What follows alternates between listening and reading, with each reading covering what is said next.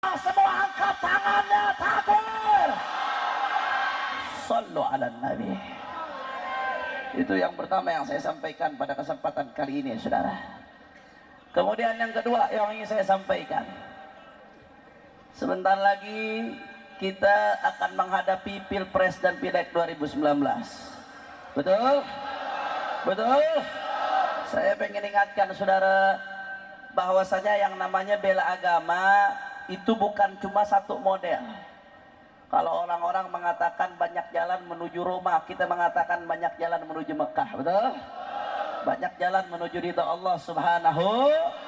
Ada yang menuju ridha Allah melalui zikirnya, ada yang menuju ridha Allah melalui wiridnya, ada yang menuju ridha Allah melalui sedekahnya, saudara. Ada yang menuju ridha Allah melalui belajarnya, nuntut ilmunya, ada yang menuju ridha Allah melalui bakti kepada orang tua. Alhamdulillah, banyak jalan untuk menuju ridha Allah Subhanahu wa taala. Salah satunya adalah untuk dengan memperjuangkan agama Allah. Saudara, perjuangkan agama Allah ini bicara soal berjuang bela agama Allah. Sebagaimana saya bahas tadi, yang namanya perjuangan bela agama Allah mulai dari diri sendiri, saudara. Bela agama Allah yang ada dalam diri kita. Jangan sampai kita teriak-teriak bela agama Allah, tapi agama Allah kita nistakan dalam diri kita, saudara. Jangan sampai kita teriak-teriak bela agama Allah, tapi sholatnya masih bolong-bolong, saudara. Jangan sampai teriak-teriak bela agama Allah, tapi masih ngelawan sama orang tua, saudara. Jangan sampai teriak-teriak bela agama Allah, tapi masih suka mabok, saudara. Jangan sampai teriak-teriak bela agama Allah, tapi masih pacaran, saudara.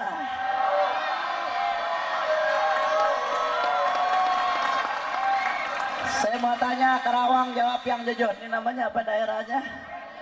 Pakis Jaya, Pakis ya, Pakis. Saya mau tanya, Pakis jawab yang jujur. Anak yang masih suka hadir majelis yang pacaran masih banyak atau tidak? Orang kompak banyak atau tidak? Banyak atau tidak? Udah gitu pacarannya manggil Abi Umi lagi. Jainuddin Ngaciro.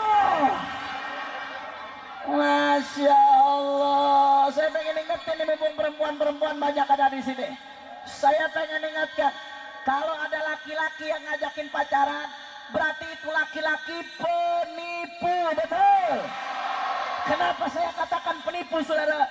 Karena pacaran itu ibarat fata morgana. Dari jauh kelihatannya manis, dari jauh kelihatannya memikau, dari jauh kelihatannya menggiurkan. Begitu dideketin, saudara, ternyata hampa, palsu, kosong, PHP. Sakitnya di sini, saudara. Masya Allah, ketahuan banyak korban PHP, saudara. Betul lah, betul. Betul lah, betul.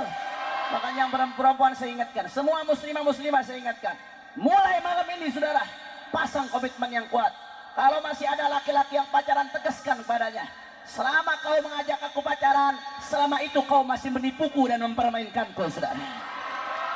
Tapi kalau kau betul-betul cinta kepadaku, jadilah laki-laki gentleman. Datanglah ke orang tuaku, katakan padanya, Pak, kupinak anakmu dengan bismillah, saudara. Setuju? Setuju? Setuju? Makanya semua angkat tangan, aminin doa saya. Amin. Amin. Amin. Mudah-mudahan malam hari ini yang pengen nikah tanpa pacaran, Allah gampangin rezekinya. Allah mudahkan urusannya. Allah lancarkan rumah tangganya. Tapi yang masih pacaran, mudah-mudahan malam hari ini putus. Putus. Putus. Ya Rabbal. Tuh kelihatan muka-muka panik tuh, saudara. Masya Allah, alhamdulillah. Kira-kira sampai sini jelas atau tidak? Jelas atau tidak? Jadi bela agama Allah mulai dari diri kita sendiri, saudara.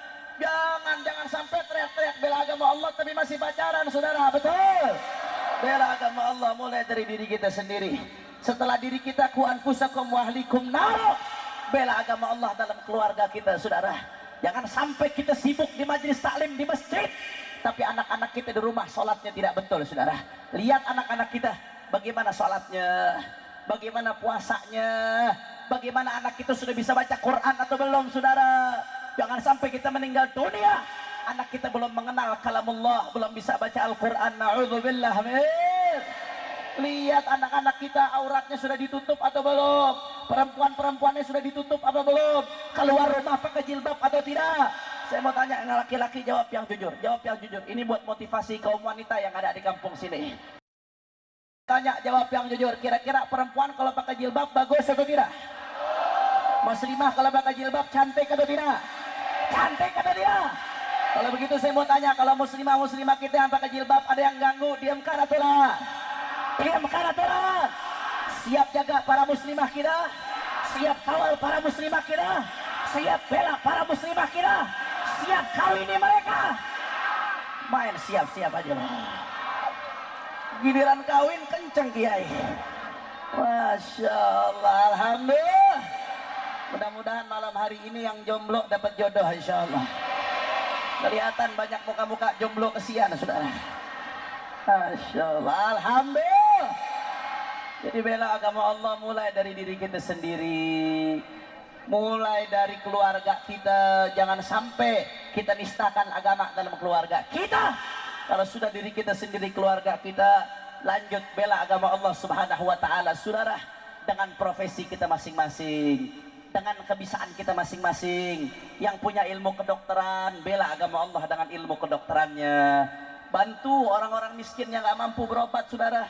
Beli obat mahal, beli obat susah, dia gak bisa beli obat. Kau punya ilmu kedokteran, bantu ilmu kedokteranmu, carikan obat yang murah, saudara. Itu namanya bela agama Allah dengan ilmu kedokteranmu, saudara. Yang orang pedagang, bisnismen, bela agama Allah dengan hartanya. Nih, majelis taklim butuh biaya.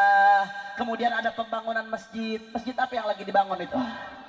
Ada masjid At-Taqwa lagi dibangun. Bela agama Allah dengan hartamu, saudara.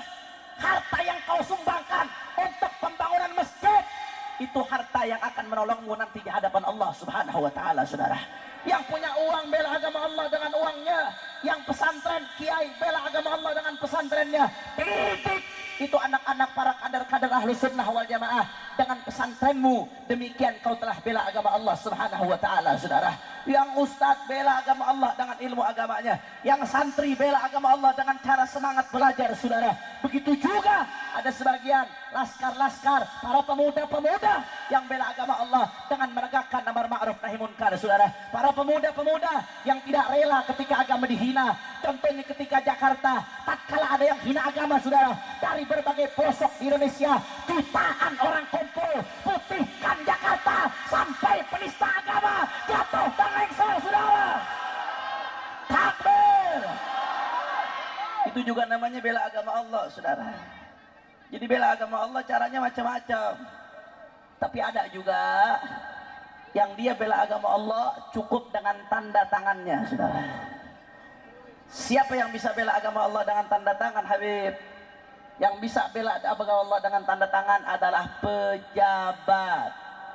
Pejabatnya digunakan untuk membuat kebijakan-kebijakan yang cocok dengan nilai-nilai Islami, yang bisa untuk menolong agama Allah Subhanahu. Karena Sayyidina Umar bin Khattab pernah mengatakan, apa kata Sayyidina Umar bin Khattab? Innallaha yaza'u bisultan ma la yaza'u bil Qur'an. Sesungguhnya Allah Subhanahu wa ta'ala mencegah kemunkaran dengan perantara kekuasaan terkadang lebih ampuh ketimbang mencegah kemunkaran dengan Al-Quran, saudara. Maksudnya apa, Habib? Saya kurang paham. Iya, kata Sayyidina Umar, ada kalanya nih suatu maksiat dicegah pakai Al-Quran, pakai hadis, dibacain ayat, bacain Quran, bacain hadis, nggak mempan, saudara. Dinasehatin dia nggak mau dengar. Tapi begitu pakai tangan kekuasaan, itu kemunkaran bisa dihilangkan, saudara. Saya kasih contoh yang sederhana, yang gampang. Dulu di Jakarta ada tempat namanya Alexis, saudara. Orang Kerawang tahu Alexis apa enggak? Lu tahu dari mana loh? Jangan-jangan pernah mampir loh. Kalau kata Ahok nih, bukan kata saya, silakan googling, masih ada, saudara. Ahok mengatakan surga bukan di telapak kaki ibu, kata Ahok, tapi surga ada di lantai sekian Alexis, saudara.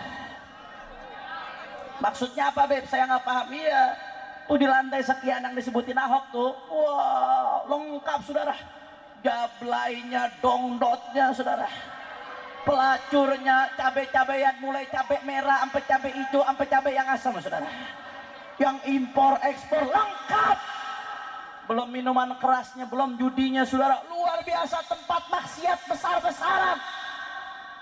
Itu Alexis dari dulu habaib, kiai, ulama, laskar mau nutup nggak bisa, diceramahin, dinasehatin, baca ayat, baca hadis, baca Quran saudara, yang hadir makin rame ya Allah.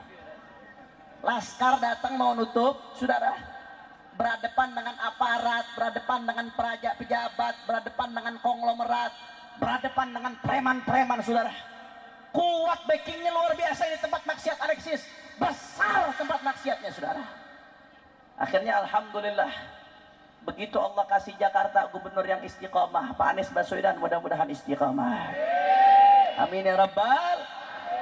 Sebelum dia naik bikin perjanjian dengan ulama, Pak Anies, kami bukan politikus praktis, kami mendukung Bapak, kami nggak pengen uang Bapak, kami nggak pengen dapat bagian jabatan dari Bapak, kami nggak pengen dapat proyek, kami nggak ada kepentingan sama sekali.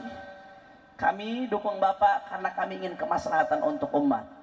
Sekarang saya mau Bapak tanda tangan apa saja kemaslahatan kepentingan umat yang akan Bapak laksanakan kalau Bapak jadi gubernur saudara. Akhirnya alhamdulillah ada sekian banyak perjanjian antara Anies Baswedan dengan ulama. Salah satu perjanjiannya, kalau Anies Baswedan jadi gubernur DKI Jakarta, beliau akan tutup tempat-tempat maksiat di Jakarta perlahan. Salah satunya yang paling besar adalah Alexis. Alhamdulillah.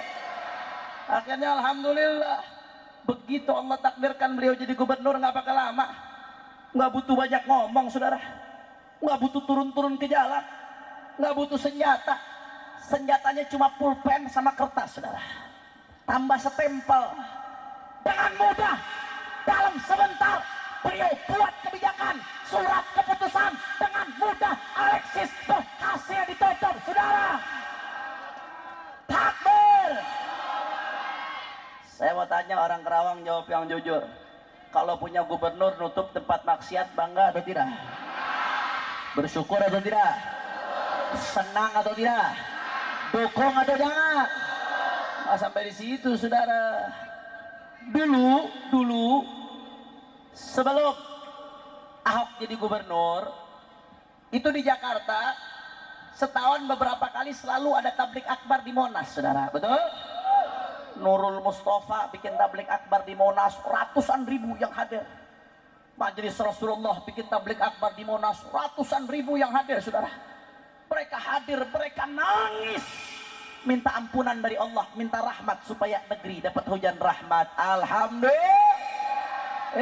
Begitu Ahok naik jadi gubernur luar biasa, dia larang saudara.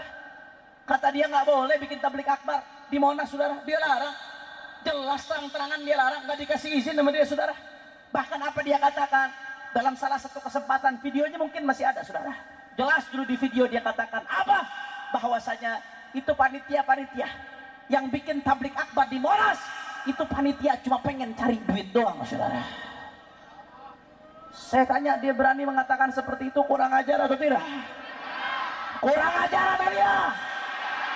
Berani dia saudara, dia tekan itu umat Islam terang-terangan saudara. Akhirnya alhamdulillah, begitu Allah longsor dan melengsarkan Ahok, Anies Baswedan naik, langsung beliau buat kebijakan Monas boleh dipakai kembali untuk tablik akbar ibadallah. Bahkan sampai saat ini hampir setiap bulan di Monas ada tablik akbar, perkumpulan disiarkan hidup saudara. Bahkan saya pernah hadir salah satu maulid bareng Pak Anies. Kebetulan di acara tersebut Pak Anies menyampaikan sambutan. Apa yang disampaikan oleh Pak Anies dalam acara maulid tersebut? Beliau katakan, tugas saya di sini, saya berdiri sebagai gubernur DKI Jakarta. Tugas saya di sini tidak lain dan tidak bukan untuk mengawal syiar-syiar Islam harus betul-betul berjalan di DKI Jakarta saudara. Takbir, takbir, takbir. Saya mau tanya orang Pakis, jawab yang jujur. Punya gubernur mengawal mendukung syiar Islam bagus atau tidak? Dukung atau jangan? Bangga atau tidak? Yakin? Betul. Saudara, sekarang pertanyaannya,